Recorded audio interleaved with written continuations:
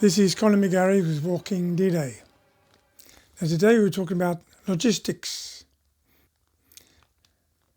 Now military logistics is a discipline of planning and carrying out movement, supply and maintenance of military forces. For every man in combat there were 10 to back him up. There were seamen, those producing weapons and ammunition, cooks, secretaries, drivers, medics, and the list goes on.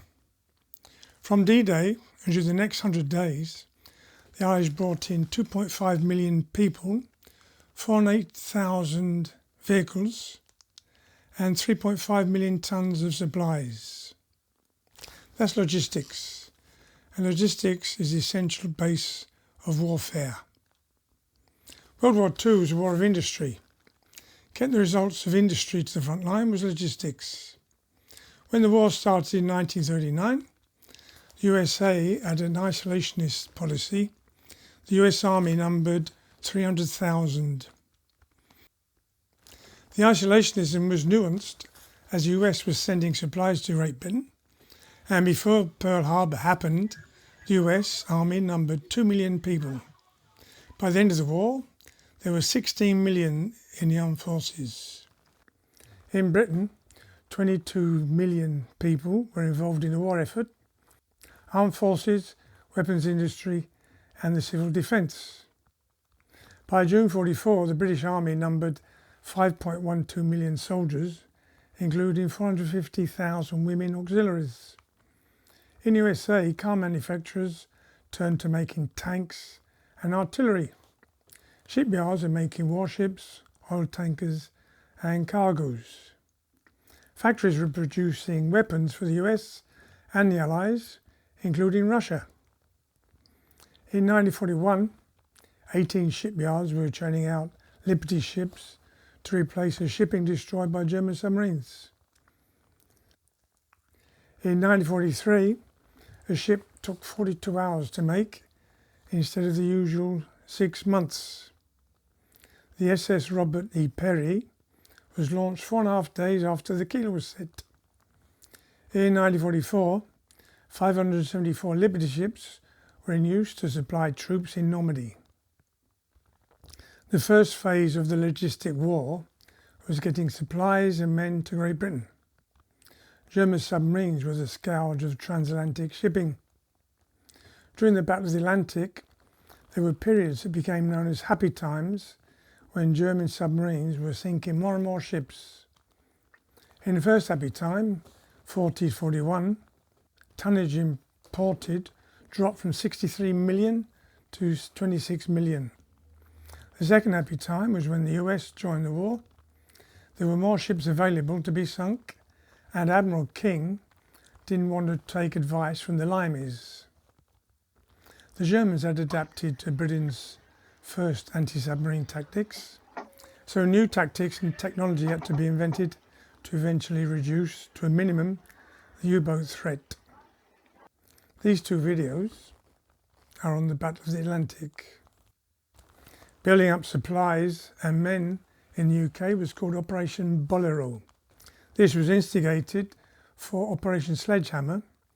That was a proposed channel crossing in 1942, which was abandoned in favour of the Operation Torch in North Africa. Its successor, Roundup, a channel crossing in 1943, was also abandoned, but Bolero continued for Overlord.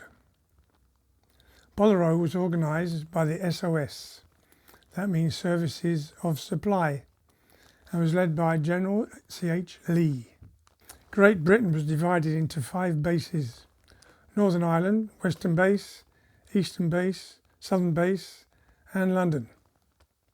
The Western Base was mainly devoted to the reception of supplies and men, the Eastern Base to supplying airfields, and the Southern Base for marshalling and training areas.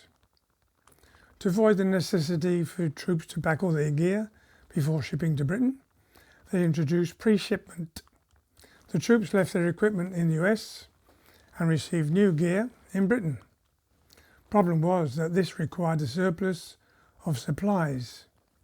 From March 1943, they had difficulty filling all the available ships. The main ports of entry into Britain were the Clyde in Scotland or Liverpool and Bristol. The ports in the Channel were prone to German air attacks. These Channel ports are used when the quantity of incoming supplies surpass the capacity of other ports.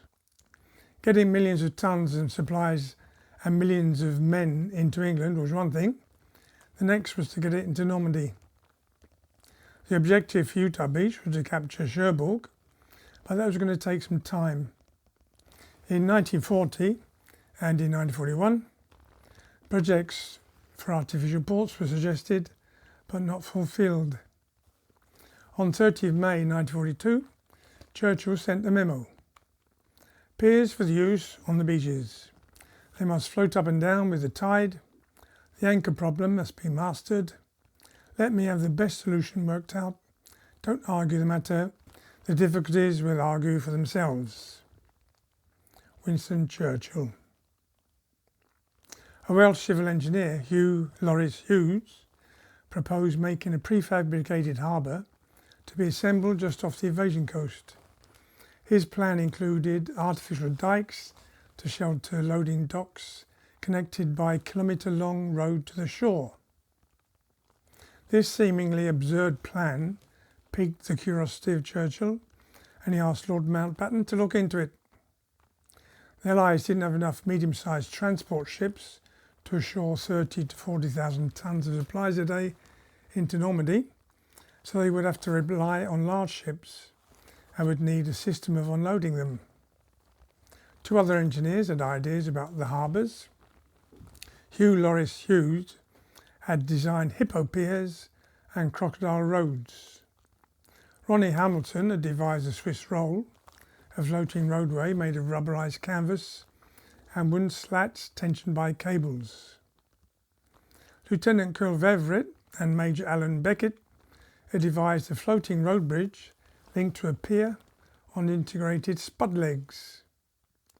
These different designs were set up in Wigtown Bay in the Solway Firth in Scotland. The beach there resembled the beaches in Normandy. By chance, a storm blew up. The hippo pier and crocodile roads were swept away, as was the Swiss roll. The Swiss roll was like a long inflatable mattress laid on the water. It could only support a 7-ton truck.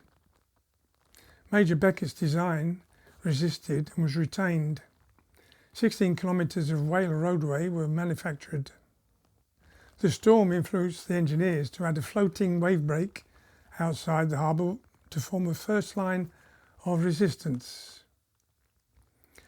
213 giant concrete blocks called phoenixes to form the harbour wall were made in different sizes depending on which part of the beach they were to be placed on. Their weights varied from 1,600 to 6,000 tonnes. 40,000 men were working on the project. A total of 210,000 tonnes of steel and 1 million tonnes of concrete were used.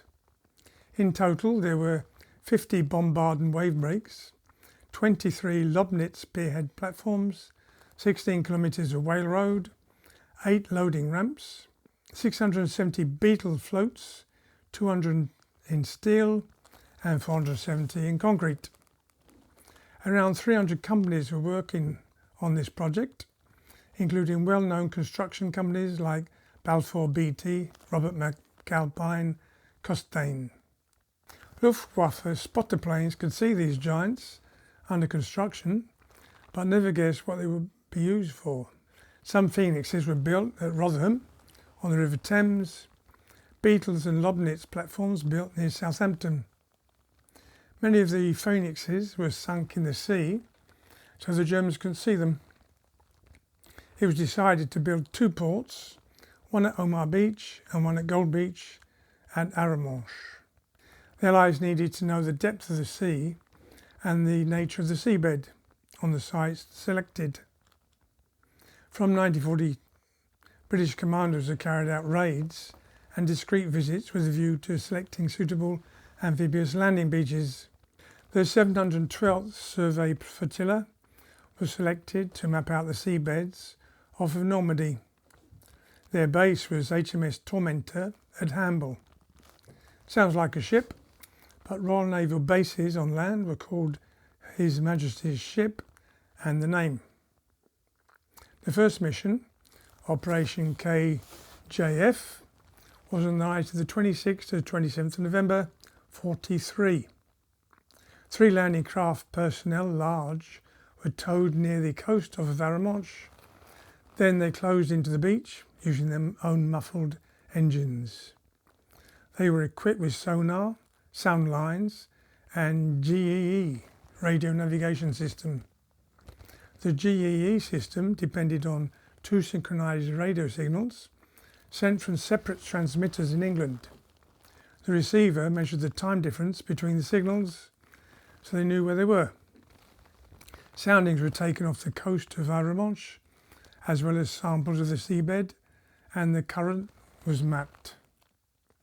On the night of the 1st to the 2nd of December 43, they repeated the exercise off of Vierville on Omar Beach. This was Operation KJG.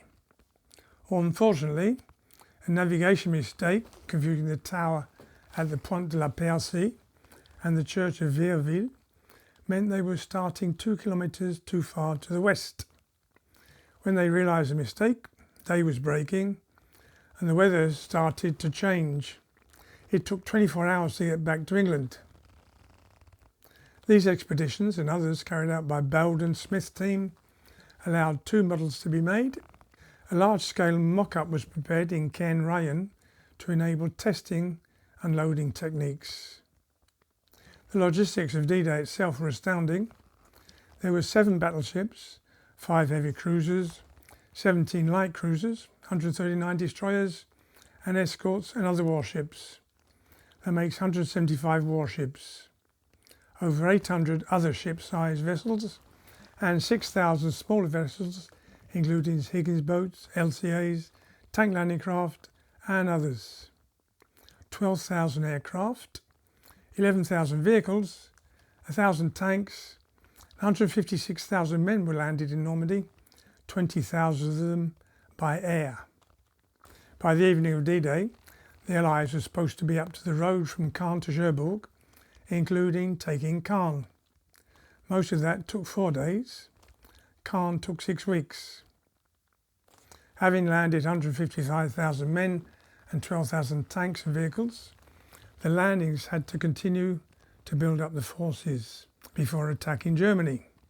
Priority lists had been drawn up months in advance that specified in which order units and stores were to embark for Normandy during the first 90 days. The detailed shipping plan soon fell apart. Very little cargo was unloaded on the first day, but in overall behind schedule from the start. By midnight on the 8th of June, only 6,600 tonnes of the planned 24,000 tonnes had been discharged, just 26% of the total. While divisions and supplies continued to be unloaded on 5 beaches, the construction of 2 Mulberries started. The final preparations for the port facilities started on the 31st of May. 55 old ships were collected at Loch Lynn in Scotland. Their code name was Corncobs, and they were to make gooseberries. A gooseberry was a line of sunken ships in front of each of the 5 beaches. This would form an area of calm sea to ease the unloading of troops and supplies. The names of these ships was obliterated and a number was printed on the ship for identification. Some sailed under their own steam, others were towed by tugboats down to near Poole in the Channel. The Phoenix caissons that had been sunk were now refloated by pumping the water out. People I show around Normandy are often incredulous that concrete can float. Ships are made of steel, and we don't question that, as you've always seen ships made of steel. But a lump of steel would sink like a lump of steel. Forming concrete into a hollow shape means it can float. There are yachts made of concrete, and some of the Liberty ships were made of concrete. 2 of these concrete ships, the SS David O'Sailor and the SS Vitruvius, ended their short lives as block ships off Utah Beach. As the invasion armada set sail from Piccadilly Circus, the 400 elements of the harbours started their slow journey across the channel at 4 knots. 148 phoenixes, 15 kilometres of whale bridges, and 33 lobnitz platforms. Reg Plum had been commanding a group of 4 Bofors guns around Spurn Head in the Humber Estuary in Yorkshire. His unit and others were chosen to go down to Southsea, where the phoenixes were being prepared. They were to land their Bofors anti-aircraft guns. This was some weeks before D-Day. Some men couldn't stand being perched on a platform on top of a 60-foot high concrete block, so had to be replaced. With the invasion being launched, the crossing of the channel started. The crews were ferried out to the floating phoenixes by ducks. The duck crews weren't happy about going out into the sea in such rough conditions. The crews didn't get all their supplies onto the phoenixes before the ducks started back to shore. Not all the phoenixes made it across safely. According to Reg, one was torpedoed. Only the crew on the upper platform escaped as it sunk. On the 7th, the Gooseberries were put into place in front of each beach. These ships were ballasted with concrete and had explosive charges in them even when they left Scotland. They were now scuppered in lines over a kilometre from the beach. The depth was chosen so at high tide there was still 6 foot of ship showing above water. Small boats could come inside the Gooseberry and be sheltered from the waves. The sailors controlling these Gooseberries lived in the upper decks of some of the block ships. The first phoenixes, 200 foot long and 6 foot high, were visible from the beach in the morning of the 6th. 300 tugs had been used to tow the elements across the channel. On the 7th, assembling the whales and phoenixes had to start at high tide. The phoenixes are manoeuvred into position and the stopcocks opened. They sink down onto the seabed. The top forms an effective wave break. Inside the harbour wall was the loading dock formed by the lobnitz platforms weighing over 1,000 tonnes and 200 foot by 60 foot wide. This platform rose up and down with the tides, driven by motors on 4 pillars. These were called spud piers. The loading dock was connected to the beach by a whale road bridge supported by beetle floats, mostly made of concrete. The beetles made of steel were used where there was a rock. Many of these beetles were lost on the way over. The design started out to be made of steel and then changed to concrete. The concrete floats weren't very seaworthy. Outside the Phoenix harbour wall there was bombardons, a cross-shaped long steel float. They were anchored to the seabed. On the ships present on D-Day, there were 8 days of supplies. The 2 harbours were to be completed by D+21.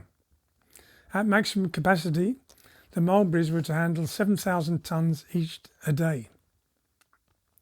The Mulberry A, for American, at Omar Beach, was advancing rapidly. There were 15 block ships, 34 phoenixes, and 2 lobnitz platforms installed. LST 543 was the first ship to unload on the 16th of June. A duck emerged and wended its way onto the Whale Road. At Mulberry B, for British, at Arromanches, there were 15 block ships and 20 phoenixes in place by the 10th of June. The central dock was to have an out road and a return road, but by the 10th only 1 road was installed to half of the dock. The eastern jetty for LSTs is completed, as is the western dock for ammunition. While the Mulberry isn't fully functional, barges and ducks ferry supplies onto the beaches. Joining up between Omar to Sword took till the 8th of June, when the Americans met with the British commandos at Port-en-Bessin. By the 12th, with the capture of Carentan, the Allies held a beachhead of 55 miles.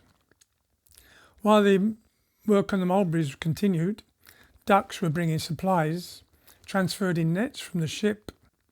The ducks would go up that road on top of the cliff and then transfer the net full of stores into a truck.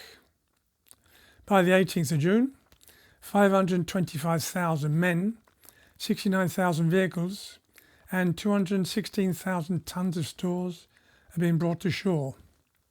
This was 75% of full capacity. At Omar, 2 whale roads went out from Veilleville to a spud pier. At Aramanche, 1 road went out to a spud pier. The second road was under construction. Montgomery was planning another offensive onto Caen. He needed a constant supply of munitions and vehicles. Then disaster struck. The wind started on the 18th of June. Its intensity grew. Unloading slowed down. By the 19th, it was a June storm of a force not seen for 100 years, with 8-foot waves. The bombardons on both Mulberries broke free. Because of the shape of the coastline and the direction of the wind, at Omar, the bombardon smashed into the Phoenixes. At Aramanche, the bombardon hit the beach to the west. During the installation of the floating roads, cables were supplied to be attached between the road and the beach to keep the road in place in the event of bad weather. As the weather was clement during building, the American engineers didn't bother with the cables. The British knew that the weather can change rapidly and had them in place. This German Tobruk was reused as an anchor point. Another difference between the ports was that at Omar, the sand seemed to go out forever, so the Phoenixes were stood on sand.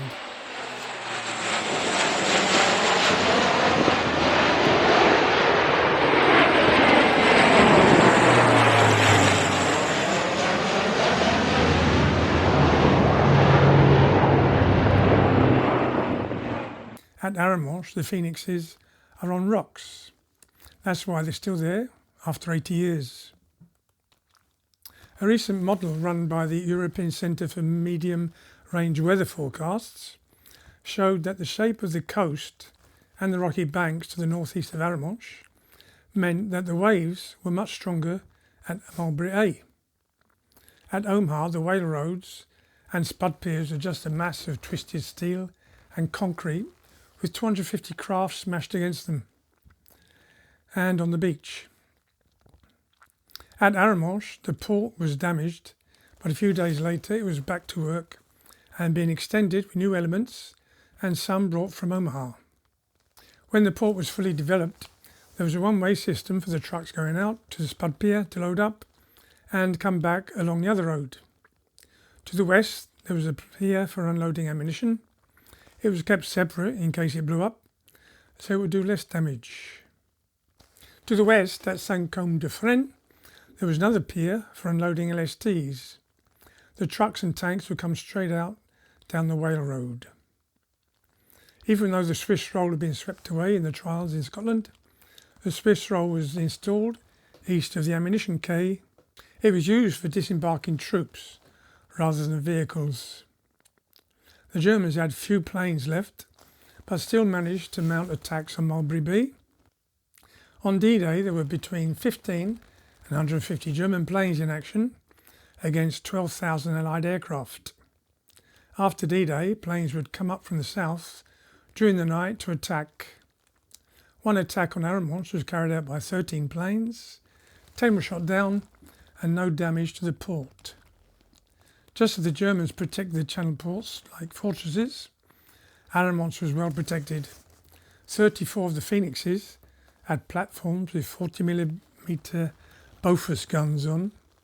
There were gunboats and cruisers, plus guns on the land. Over 100 anti-aircraft guns were a reply to the Luftwaffe. Barrage balloons attached to the ships by cables would deter dive bombers.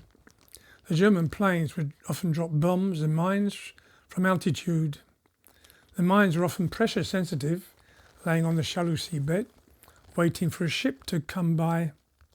The captives were often so sensitive that they would explode on impact with the sea. With so many people working at Arromanches, it was normally easy to see where they landed. Anyone reporting a mine was offered a bottle of whiskey. One day an enormous explosion was heard in the port. A duck emerged from the spray, undamaged by the blast. The crew was summoned to the commandant's office and received their bottle of whiskey. Dropping mines from altitude meant they often missed the target. A reminder of these inaccurate drops can be seen at la Pointe du Hoc. On the 18th of June, one of these mines fell on the ammunition bunker at la Pointe du Hoc. The concussion inside the bunker set off all the ammunition. Imagine the explosion to break 6-foot thick concrete and launch bits of concrete over here. After the destruction caused by the storm, the Mulberry at Omaha was completely abandoned. The Americans continued unloading onto the beach, using LSTs dried out on the beach, and ducks and rhino ferries and pontoons in the shelter of a reinforced gooseberry. During the 7 months between the 7th of June and the 1st of November, Utah Beach was used to bring in troops, vehicles, food and munitions for the Battle of Normandy. 830,000 men of Patton's Third Army and Leclerc's 2nd Armoured Division, 725,000 tons of supplies and 220,000 vehicles crossed the beach in the shelter of the Gooseberry No. 1. The port of Utah Beach stretched 2.5 miles along the beach. Some remnants of rhino platforms are still visible. The German bunker behind the Roosevelt restaurant was used as a communication bunker for the port. Now this bunker behind the Roosevelt restaurant was the German communications bunker on Utah Beach. From here they were connected by telephone and radio to St. Lo, which was General Marx's headquarters. Now after D-Day, the Americans took it over and they used it as their communications between the ships and the shore. Now after the war, the previous owner of the restaurant used this as a storeroom. So the walls were full of shelves and wine and all sorts of stuff. And some years ago, some American veterans came back trying to find the bunker they'd been in. They're looking in bunkers along the beach and they couldn't find the one. And they came in the bar to have a drink and they said, "We're looking for a bunker." And the owner said, "Oh, I've got one at the back." The other beaches weren't used so much. The port of Courseulles was on Juno Beach. The Gooseberry No. 4 was placed offshore from Courseulles to protect the entrance. Courseulles wasn't suitable for large ships. About 1,000 tons of supplies could be disembarked in a day. On Sword Beach there was the port of Wigtown. It wasn't used much as the approach was in range of the big guns at Le Havre. So this shows the tonnage by D plus 30 and then by D plus 60 on the Mulberry B, Omaha, Isigny, Grand Camp and Utah. Now the peak tonnage was 95,000 tons on Omaha Beach in a week in July and 65,000 tons on Utah Beach in a week in July. Now just inland of the beaches were storage areas. At Formigny behind Omaha Beach there were 2,000 tons of supplies out of 50,000 tons were destroyed in a German aerial attack. Behind Gold Beach there was a dump at Crepon. This signage is still visible today. By the end of August, 2,500,000 men had come across into Normandy, 3.5 million tons of supplies, 408,000 vehicles. Once the supplies were on shore, they had to be moved inland. That often required replacing bridges. Hundreds of Bailey bridges were erected in Normandy. Some are still in place, like this one near Carentan. Near Condé-sur-Noireau, a Bailey bridge replaced a destroyed bridge. The Bailey bridge started rusting too much and was replaced by a whale section from Omaha. The objective for Utah Beach was to capture Cherbourg. Cherbourg fell on the 27th of June, but the Germans had destroyed the port facilities as much as they could before surrendering. It took a month to repair it. That will be the subject for another video, so be subscribed to be informed of new videos. Now, an event during the Great Storm of the 19th to 22nd came to a conclusion in 2018. LST 523 was on its way to Utah Beach in the storm. The ship hit a mine and sank after breaking in two. There were twin brothers on board the ship, the Peiper brothers. Both were radio operators. Ludwig's body was recovered and finally buried in the cemetery at Colville. Julius was not recovered, and his name was on the wall of the missing. In 1961, a body was recovered from a wreck but not identified. The body was buried at the Ardennes, following the protocol at the time, with the number X9352. From 2015, more effort was put into identifying unknown soldiers. DNA testing showed that X9352 was the twin brother of Ludwig. The family chose to have him buried at Colville.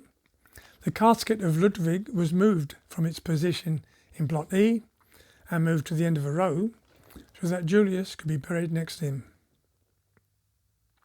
The Battle of Normandy lasted till the 21st of August, when the Falaise pocket closed. Allied troops were already near Paris. Long supply lines needed careful management.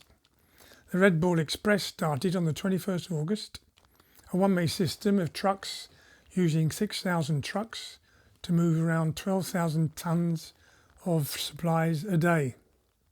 That will be another video. Apart from men, vehicles and munitions, armies need fuel. This could be brought in jerry cans, but also by tankers. At Saint-Honorine-de-Perles and Port-en-Bessin, there were pipes that tankers could connect to send the fuel flowing inside the pipe to the army. Later, a pipe was laid across the channel, but that would be another video.